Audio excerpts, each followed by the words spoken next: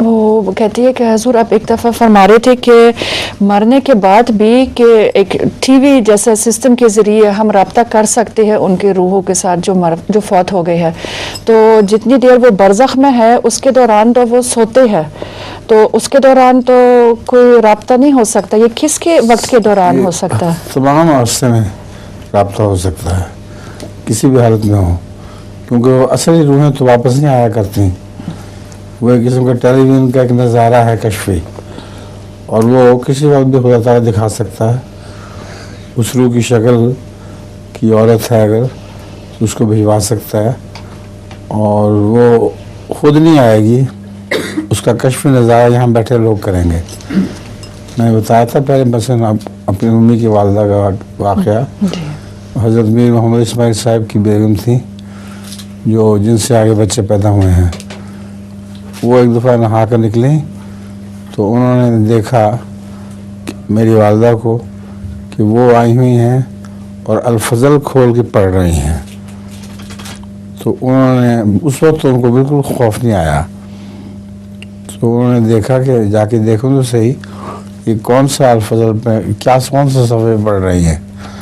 وہ چلی گئیں باہر. اس کے بعد تو انہوں نے جا کے صفحہ دیکھا، اس میں سیدہ میرپا کی شادی کا ذکر تھا.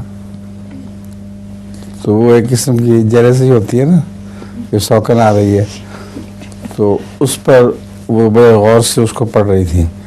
وہیں سے صفحہ الٹا ہوا تھا. اب یہ کہنا غلط ہے کہ ان کی روح واپس آئی تھی. یہ تو اللہ تعالیٰ نے قرآن کریم میں ایک قانون بتایا ہے کہ جو بھی ایک دفعہ فوت ہو جائے اس کی روح پھر دوبارہ کبھی واپس نہیں آتی. اس لیے یہ سب کشفی نظارہ تھا. ان کی روح کو جہاں بھی تھیں یہ تکلیف ہوئی ہوگی کہ میرے گھر میں سوکر آئی ہے. وہ پھر اس غم کے اظہار کے طور پر یہ انہوں نے کشفی نظارہ دیکھا. یہ مجھے سمجھ نہیں آئی اس واقعہ میں کہ اس روح نے پھر صفحے کیسے الٹائے تھے. روح کا بدن تو ہوتا نہیں تو صفحے کیسے الٹائے تھے. وہ بھی معلوم ہوتا ہے کہ ممانی جان خود صفحہ الٹا کے بھول گئی ہوں گی، اور جب نکلی ہیں باہر تو پھر وہاں جا کے دیکھا تو وہی صفحہ تھا. کوئی حکمت ہوگی. بہرحال روح کو تو یہ طاقت نہیں ہوتی کہ وہ مادی چیزوں کو ہٹا دے.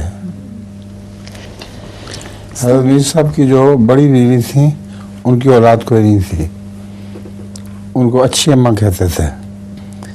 اور یہ جو چھوٹی بیوی تھیں ساری اولاد ان سے ہوئی ہے، اور انہوں نے چھوٹی آپا کو اچھی اماں کو دے دیا تھا تاکہ وہ ان کو پالیں.